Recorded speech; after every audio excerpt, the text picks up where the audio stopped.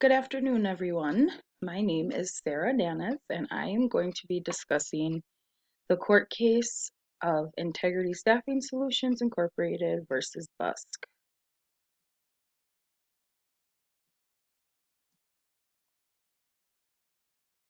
Parties in this case are plaintiffs Jesse Busk and Lori Castro. They're going to be the respondents, and the defendant is Integrity Staffing Solutions Incorporated. The facts in this case are as follows. Jesse Busk and Lori Castro worked as hourly employees of Integrity Staffing Solutions at warehouses that were all across the region. So Las Vegas, Findlay, Nevada. Integrity Staffing required its employees to undergo security screenings before leaving the warehouse at the end of each day, taking approximately 25 minutes to complete. The employees were required to clock out before the security screenings took place, and they were not compensated for their time waiting for these screenings. So just to give a little background of FLSA, which is the Federal Labor Standards Act of 1938. The Fair Labor Standards Act of 1938 is a federal statute and is also known as Wages and Hours Bill. So this act established things like minimum wage, guaranteed overtime pay for certain jobs. It also prohibited minors from being employed in any oppressive child labor. And then in 1946, U.S. Supreme Court ruled that preliminary work activities, before work activities, must be compensated. So things such as training, prepping time, cleanup time, etc. And then non-compensable work activities included things like driving to and from work. So these are things that happen after.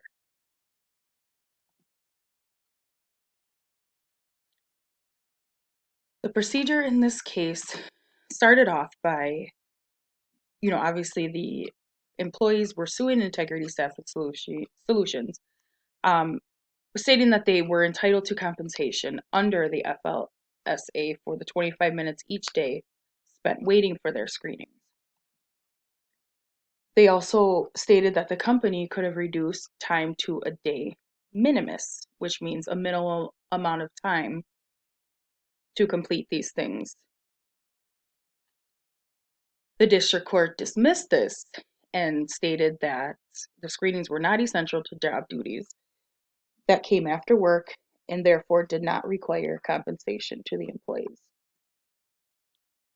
The U.S. Court of Appeals for the Ninth Circuit then reversed this in part, stating that the security screenings were in fact necessary for the employees' job duties and for the company benefit. So the question at large here in the issue is this time spent waiting, these 25 minutes, standing in line with other employees for a security check after working hours, are these compensable under FSLA?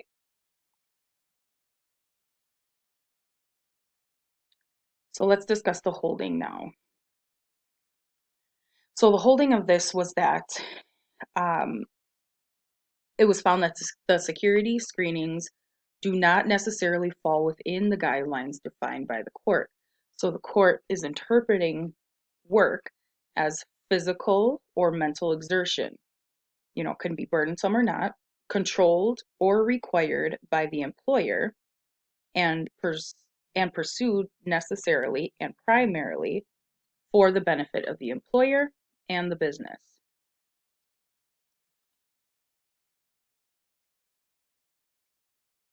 The reasoning within this case first talks about what the FSLA actually covered and how it applies to the time spent waiting.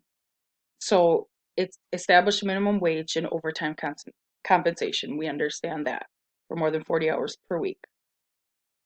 And then the court defined the work week, statutory work week, to include all time during which an employee is necessarily required to be on the employer's premises, so at the physical location, on duty or at a prescribed workplace, so wherever they're doing their work.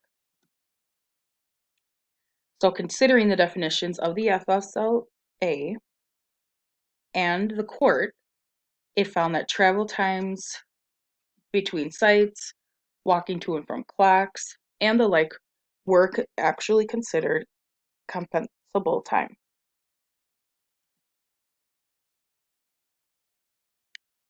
Another portion of the reasoning with this case is that the Congress reacted to these decisions because they started to get backlash from all different companies all over, the states, and people coming forward and saying that they were supposed to be compensated for their time of going to and from work, things like that. So in response to that, the Portal to Portal Act was created. So this is exempting employees from future claims on those bases. Walking, riding, traveling to and from, actual place of performance, or where the principal activity is taking place, and activities which are prior to and post-preliminary, which means after, to the main job duty. So with this in place, with the Portal to Portal Act now in place, the court rejected the employee's arguments, stating that the time spent waiting for a screening is protected under the FSLA law. This activity, excuse me, the court rejected that the argument for the time spent waiting is not protected under the FSLA law. This activity does not change the nature of the job, meaning it doesn't affect what the employees are actually doing in the warehouse,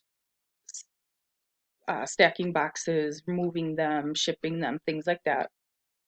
It doesn't change the nature of the job. Therefore, they should not be getting paid for it, is what the court states. They also added that the employer can, but again, they're not requiring them to, produce a more efficient process for security screening. So this is basically being left up to the employer.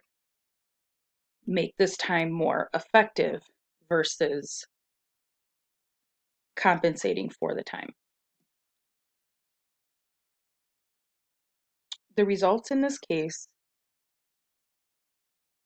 ended up being as followed.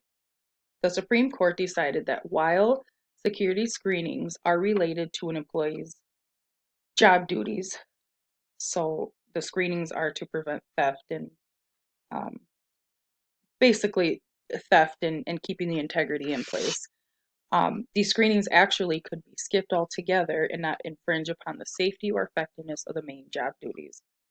So basically saying this is a requirement of the company outside of doing their jobs. So these activities, waiting for the screenings, are either preliminary or post-preliminary job functions, which they are post-preliminary. This is at the end of each shift, and are protected under the Portal to Portal Act of 1947. The effect and importance in this case, first of all, should really be that employees should be aware of their rights concerning job duties and the laws to protect them. So I believe they should be asking the questions, the security screenings, are we going to get paid for it, and how can we work together to make this a more efficient process? Next, in cases like this, employers and employees, again, could work together to come up with something more effective to time management. And my opinion of the case is that it should have been in favor of the plaintiff, seeing that this is a mandatory aspect to the work for the company, even though it doesn't affect the job function, I believe that because a person might lose this specific job because they don't do the security trainings is just as essential. So their job is basically on the line if they do not do the security screenings.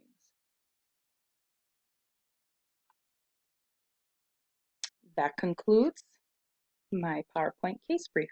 Thank you for your time.